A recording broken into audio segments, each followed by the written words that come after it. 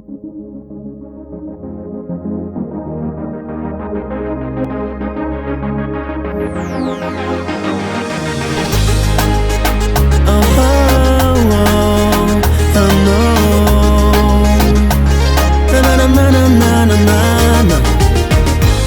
fitiavanao natareky izao, na tsara nireo zavaboary mafatifaty izao.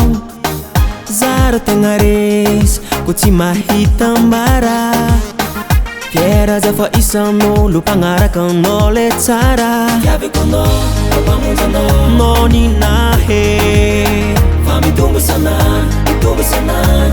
Ny fitiavako anao io favaloko koa, favalonao ko za malahelo ke anao mampahera. Bazako mbola velogna ny eko, tagnaranao Jesosy fagnadereko. Anao my king, hoagnanao my dream. Fa magniry vady an-tragno za tegnaraka anao. Anao my king, my only king. Oh Kristy oh, fa minamponao mandraky zay mampiavaka anao, hitiavako anao. Anao tegna zagnahary tsy mba bombazy, izy rô be fandefera hitiavako azy. Ke hamilaza rô hagnarady azy, kotsikotsiko gn'olo fa mody apasy ny lanitra.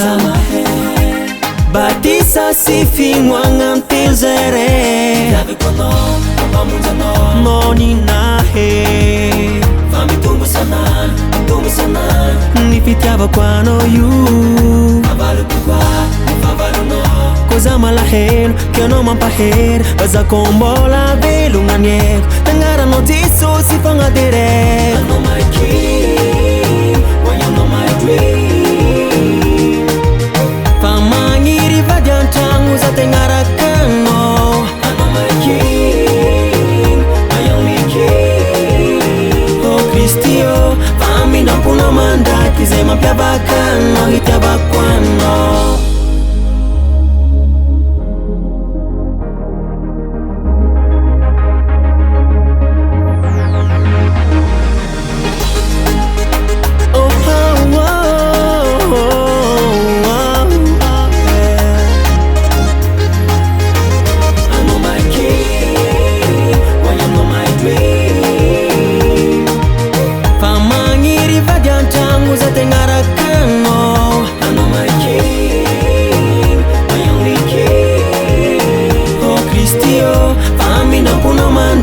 Mampiavaka anao, hitiavako anao.